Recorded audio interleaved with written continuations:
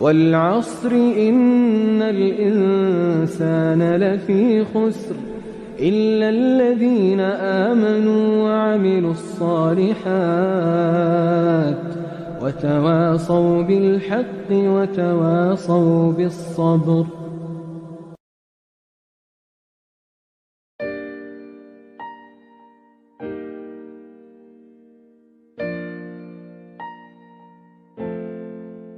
Innal hamdalillah nahmaduhu wa nasta'inuhu wa nastaghfiruh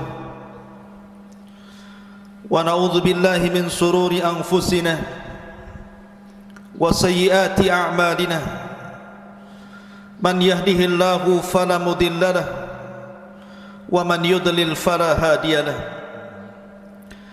Asyhadu an la ilaha illallah wahdahu rabbi la syarika lahu wa asyhadu anna Muhammadan abduhu wa rasuluhu alladzi la nabiyya ba'dah.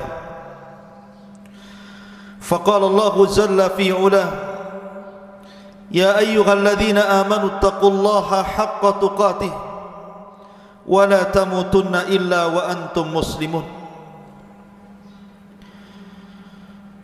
Wa qala sallallahu alaihi wa ala alihi wa sallam fa inna asdaqal hadithi kitabullah wa khairal huda huda Muhammadin sallallahu alaihi wasallam wa syarrul umuri muhdatsatuha wa kullu muhdatsatin bid'ah wa kullu bid'atin dhalalah wa kullu dhalalatin finnar.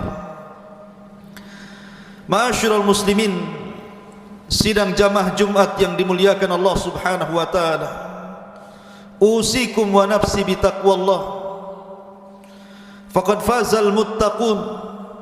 Fa usalli wa usallimu ala nabiyyina Muhammadin wa ala alihi wa sahbihi ajmain. Ma'asyiral muslimin, jamaah Jumat yang dimuliakan Allah Subhanahu wa taala, Nabi sallallahu alaihi wasallam pernah diuji pada 1 tahun dengan ujian yang sangat berat sekali. Kematian istrinya Khadijah bintu Khuwailid yang menyisakan kesedihan dalam dadanya. Disusul kematian pamannya Abu Talib. Walaupun dia mati kafir, tapi banyak menolong dakwah Nabi sallallahu alaihi wasallam. Sehingga tahun kedua orang yang sangat dicintai Nabi sallallahu alaihi wasallam saat meninggal keduanya, tahun itu pun disebut Amul Hazni, tahun kesedihan. Maka Nabi sallallahu alaihi wasallam mulai banyak penentangan, ancaman, bahkan upaya pembunuhan dari para pembesar Quraisy dan orang-orang kafir Quraisy. Sehingga Nabi sallallahu alaihi wasallam harus mencari areal baru untuk berdakwah. Berangkatlah Nabi sallallahu alaihi wasallam ke Taif. Bukannya penduduk Taif kemudian menerima dakwah Nabi sallallahu alaihi wasallam, justru perlakuan orang Taif kurang lebih dengan perlakuan orang-orang Mekah, melempari Nabi sallallahu alaihi wasallam sampai Rasul harus lari sejauh 1 mil, dan Nabi sallallahu alaihi wasallam luka-luka. Dan banyak lagi musibah yang dilalui Nabi sallallahu alaihi wasallam. Maka tepat 1 tahun sebelum hijrah Nabi sallallahu alaihi wasallam, Allah Subhanahu wa taala ingin menguatkan hati Rasul dengan diberikan mukjizat besar berupa peristiwa Isra dan Mi'raj Nabi sallallahu alaihi wasallam yang banyak dicatat oleh para sahabat Nabi sallallahu alaihi wasallam yang sampai kepada kita. Bahkan para ulama mengatakan, saking banyaknya sumber dan peristiwa Isra Mi'raj yang dinukilkan para sahabat Nabi sallallahu alaihi wasallam, sampai jumlah para sahabat yang meriwayatkan hadis tentang Isra Mi'raj itu sampai 26 sahabat lebih. Di antaranya Anas bin Malik, Ubay bin Ka'ab, Jabir bin Abdullah, Hudzaifah bin Yaman, Ibnu Abbas, Ibnu Umar, Abi Dzar Al-Ghifari, Abi Sa'id Al-Khudri, Abu Bakar As-Siddiq, Ummu Hani, Ummu Salamah, dan sederetan para sahabat Nabi sallallahu alaihi wasallam yang meriwayatkan peristiwa itu. Peristiwa Isra dan Mi'raj adalah peristiwa yang luar biasa. Tidak ada satupun manusia di dunia yang melakukan safar, melakukan rihlah sehebat yang dilakukan Nabi sallallahu alaihi wasallam pada peristiwa Isra dan Mi'raj itu. Bagaimana tidak waktu yang sangat singkat, mampu melakukan perjalanan dari Masjidil Haram sampai ke Masjidil Aqsa, bukan sampai di sini saja, tapi sampai ke Sidratul Muntaha. Dan pada malam yang sama Rasul kembali ke Mekah dan ke tempat kediamannya. Ma'asyiral muslimin yang dimuliakan Allah Subhanahu wa taala, ketika Nabi sallallahu alaihi wasallam sedang tertidur di rumah Ummu Hani, ada yang mengatakan di Hijr, datang Jibril alaihi salatu wassalam membawa buruk, kendaraan para nabi. Kemudian bersamanya dua malaikat yang membelah dada Nabi sallallahu alaihi wasallam kedua kalinya.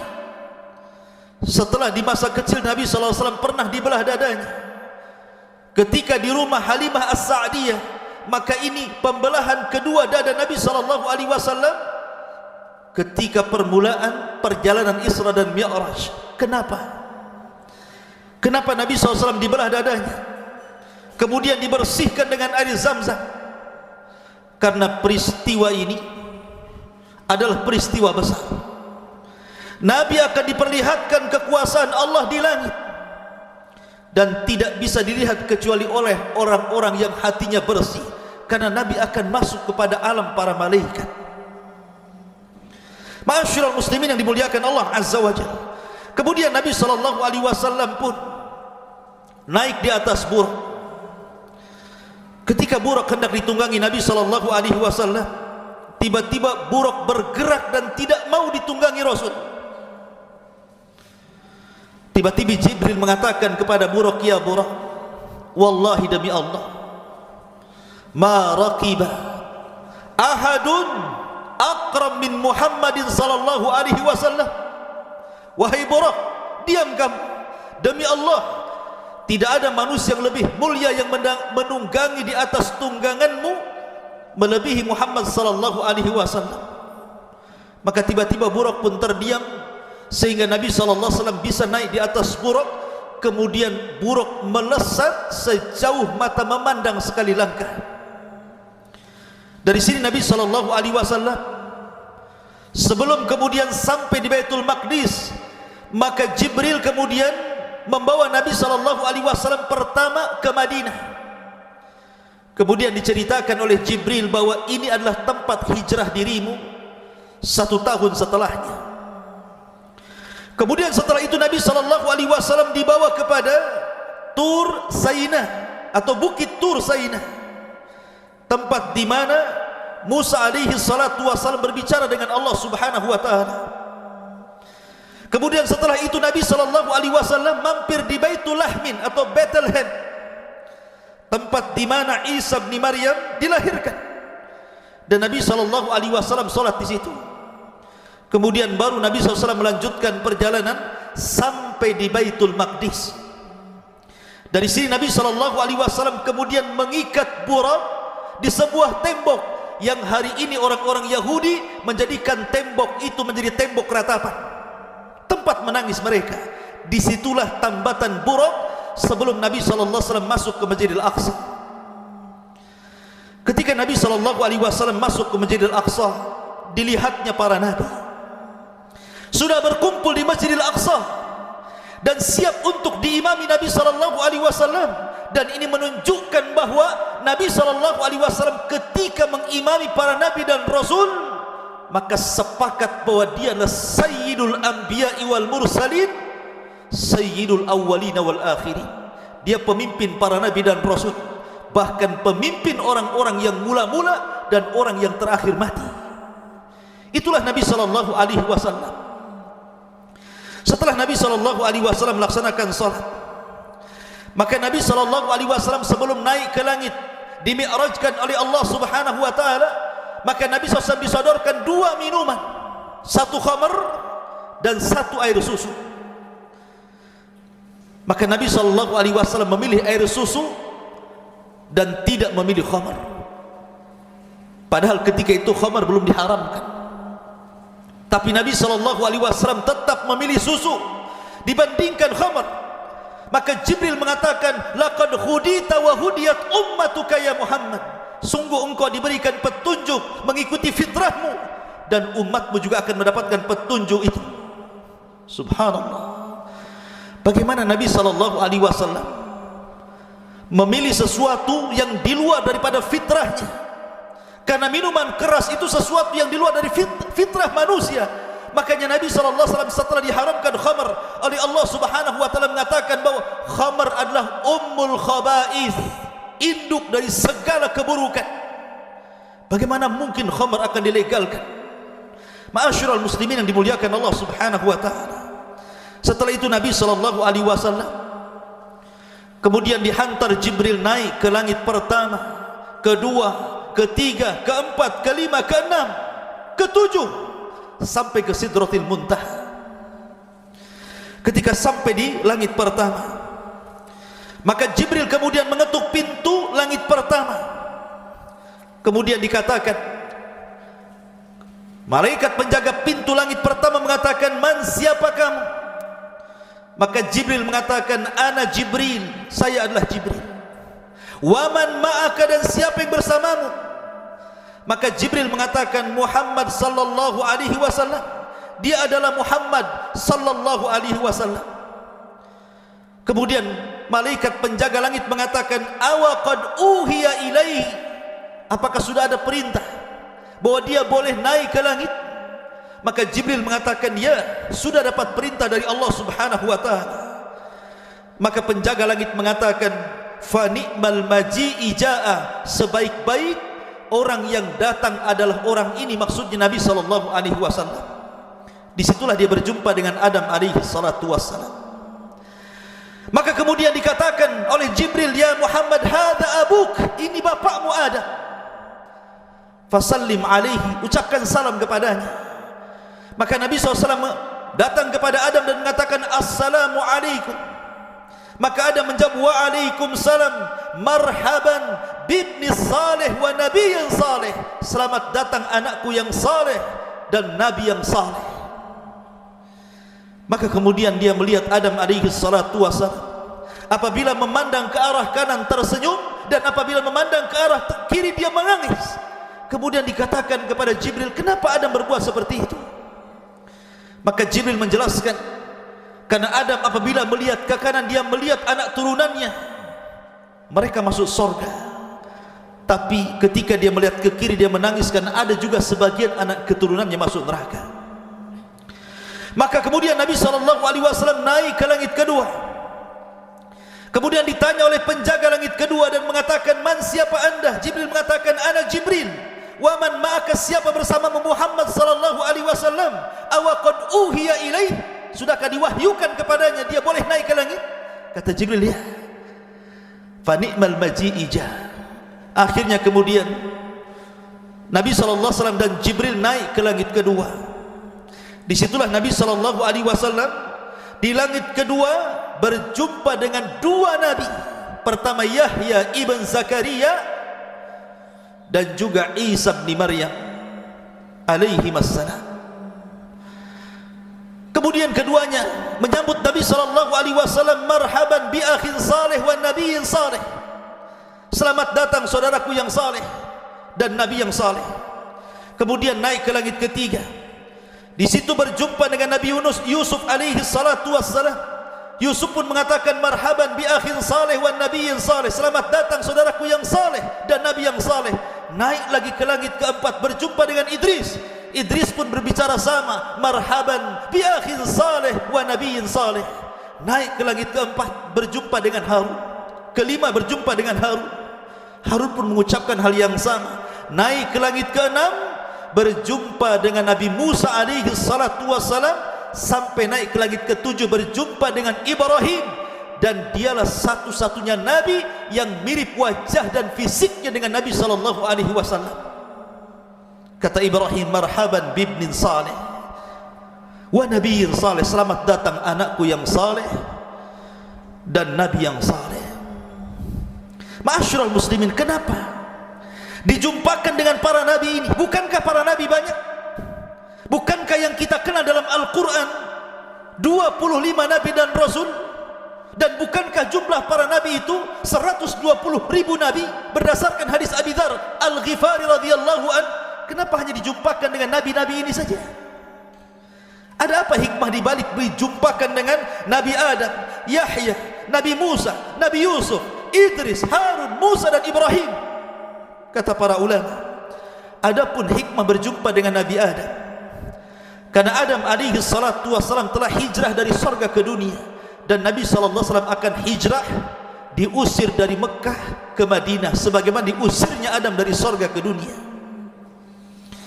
Adapun Yahya, Nabi Yahya ibn Zakaria dan Nabi Isa ibn Maryam, kenapa dipertemukan oleh Allah dengan keduanya? Karena Yahya ibn Zakaria dan juga Isa ibn Maryam, kedua nabi disakiti orang Yahudi, bahkan Yahya dipenggal lehernya, lepas dari kepala dari badannya, dan juga Isa bin Maryam hampir dibunuh. Kalau bukan karena Allah mengangkat ke langit, tentu dia sudah mati dibunuh orang-orang Yahudi.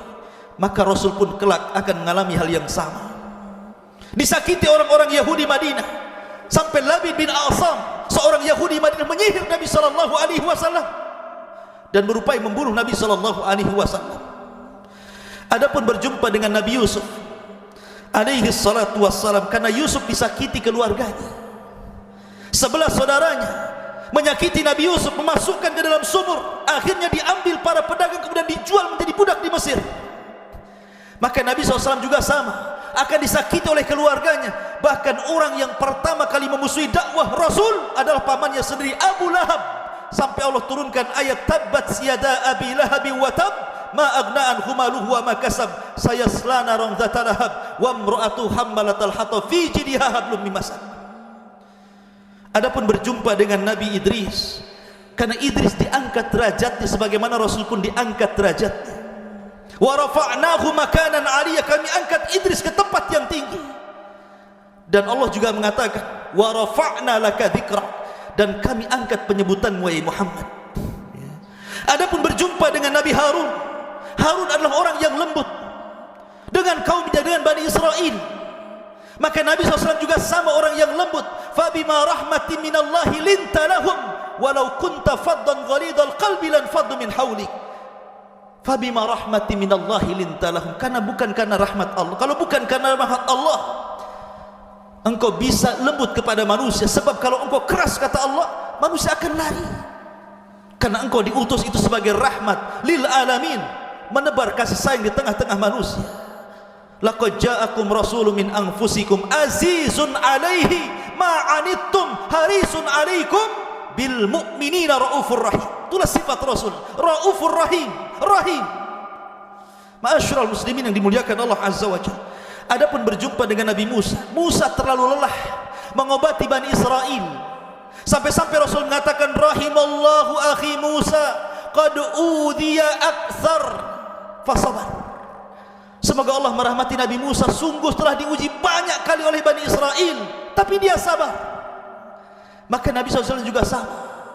Ketika dia berdakwah ke Taif, dia lempari batu oleh penduduk Taif. Datang Malakul Jabal, malaikat penjaga bukit, dan mengatakan, ya Muhammad, kalau engkau mau, kami akan lemparkan bukit ini kepada penduduk Taif. Tapi Rasul mengatakan, la, jangan. Kata Nabi SAW, fa inni arju min aslabihi man qala la ilaha illallah, karena saya masih mengharap dari anak turunan mereka ada yang mengucapkan kalimat la ilaha illallah walaupun tidak bapak-bapak mereka.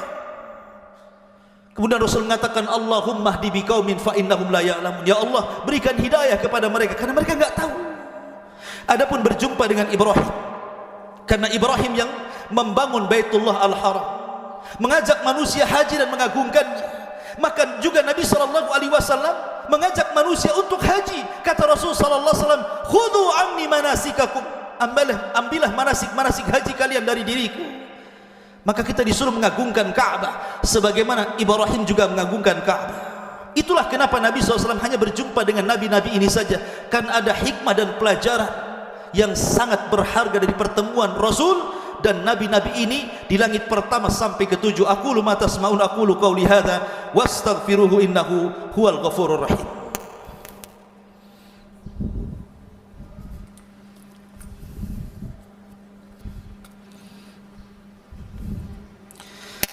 Bihamdillahi wassalatu wassalamu ala Rasulillah wa ala alihi wa sahbihi wa mawala wala haula wala quwata illa billahi wa ba'du. Ma'asyiral muslimin, jamaah Jumat yang dimuliakan Allah Subhanahu wa taala. Setelah Nabi sallallahu alaihi wasallam diangkat ke langit ke-7, bahkan kemudian diperlihatkan Baitul Ma'mur. Setiap hari 70.000 malaikat salat di Baitul Ma'mur, kembali keluar dan tidak pernah kembali. Kemudian keesokan harinya ganti dengan malaikat yang sama jumlahnya dengan malaikat yang baru. Kemudian keesokan harinya ganti lagi dengan malaikat yang baru dengan jumlah yang sama. Menunjukkan bahwa jumlah malaikat itu banyak, karena tidak ada 4 jengkal jari kecuali ada malaikat yang ruku dan sujud dan berzikir kepada Allah di langit. Wa ma ya'lamu junuda rabbika illahu wa ma huwa illa dzikrul lil bashar. Bagaimana Allah mengatakan tidak ada yang tahu berapa jumlah tentara Allah kecuali Allah sendiri. Maka kemudian Nabi SAW melihat para malaikat yang berada di langit. Kemudian Nabi SAW naik sampai akhirnya sampai di sebuah tempat yang Jibril tidak sanggup untuk sampai ke tempat itu. Tempat itu disebut Sidratil Muntaha. Nabi SAW diberikan kemuliaan. Tidak ada satupun Nabi dan Rasul sebelum Nabi SAW yang sampai di Sidratil Muntaha. Dan ini kemuliaan. Dari situ kemudian Nabi SAW diperintahkan sebuah ibadah yang sangat agung berupa solat 50 waktu. Anda bayangkan 50 waktu. Setelah itu Nabi SAW kemudian turun, kemudian berjumpa dengan Nabi Musa alaihissalam di langit yang ke-6. Kata Musa, ya Muhammad, apa yang diperintahkan Rabbmu kepada?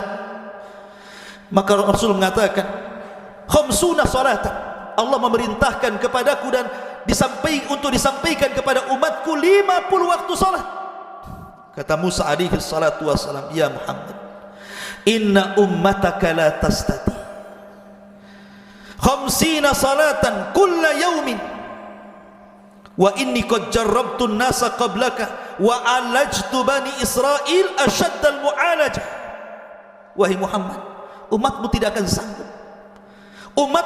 sanggup untuk melaksanakan 50 kali solat dalam setiap waktu, karena umat sebelummu sudah kucoba, mereka tidak sanggup.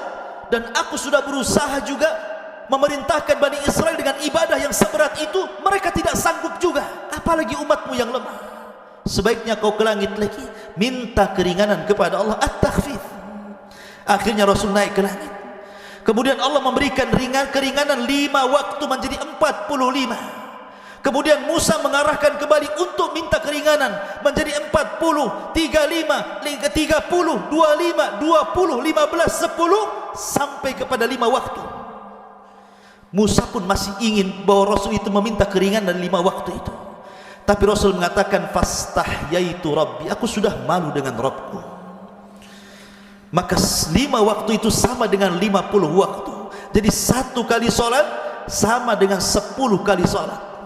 Oleh karena itulah jangan pernah meninggalkan salat, karena besarnya pahala salat. Maka Nabi SAW kemudian setelah itu turun. Kemudian Nabi SAW bingung. Dia menyendiri bagaimana apa yang harus diceritakan kepada manusia tentang peristiwa yang aneh ini. Tentu mereka akan mengejekku, tentu mereka akan mentertawakan aku. Rupanya di tengah-tengah sedang gundah gulana itulah datang Abu Jahal. Kemudian Rasul menceritakan kepada Abu Jahal peristiwa semalam. Kata Abu Jahal, ya Muhammad, bagaimana kalau kumpulkan manusia, kau bicara di hadapan manusia itu, ceritakan apa yang kau ceritakan kepada aku. Tapi maksudnya Abu Jahal supaya manusia mengejek Rasul. Maka Abu Jahal mengumpulkan manusia, kemudian menghadirkan Rasul. Kata Abu Jahal, ya Muhammad, ceritakan apa yang kau ceritakan kepadaku akan peristiwa semalam. Maka Rasul menceritakan bagaimana perjalanan Isra dari Masjidil Haram ke Masjidil Aqsa, dari Masjidil Aqsa ke Sidratul Muntaha. Semua orang mentertawakan kisah itu, bahkan sebagian orang yang sudah masuk Islam murtad karena merasa aneh dan ajaib. Peristiwa apa ini? Ketika itu Abu Bakar tidak hadir. Datanglah orang-orang kepada Abu Bakar, maksudnya orang-orang Quraisy, untuk memberitahu kegilaan Muhammad menurut mereka. Tapi Abu Bakar justru menjawab dengan jawaban yang luar biasa. Kalau seandainya ada cerita dari lisan Rasul yang lebih mustahil daripada Isra dan Mi'raj, maka aku orang yang pertama membenarkannya. Dari situlah disematkan kalimat As-Siddiq di belakang kata-kata Abu Bakar, karena dia orang yang membenarkan di saat manusia mendustakan peristiwa Isra dan Mi'raj itu. Mudah-mudahan kisah yang singkat tentang Isra Mi'raj bisa diambil hikmah dan pelajaran. Marilah kita senantiasa bersalawat kepada Rasulullah SAW di hari Jumat. Innallaha wa malaikatahu yusalluna 'alan nabi ya ayyuhalladzina amanu sallu 'alaihi wa sallimu taslima. Allahumma ighfir lil muslimina wal muslimat wal mu'minina wal mu'minat al ahya'i minhum wal amwat innahu qaribun mujibud da'wah ya qadiyal hajah. Allahumma aslih wulata umuril muslimin. Allahumma aslih wulata umuril muslimin. Allahumma aslih wulata umuril muslimin. Allahumma ansur al mujahidina fi kulli makan. Allahumma ansur lil mu'minina fi kulli makan. Allahumma ansur lil mu'minina fi kulli makan. Allahumma arinal haqqa haqqa warzuqna ittiba'ah wa arinal batila batila warzuqna ijtinaba. Rabbana la tuzigh qulubana ba'da idh hadaitana wa hab lana min ladunka rahmatan innaka antal wahhab. Rabbana atina fid dunya hasanah wa fil akhirati hasanah wa qina adzabannar. Wa sallallahu ala nabiyyina Muhammad walhamdulillahi rabbil alamin. Qumu lis salatil jum'ah rahimakumullah.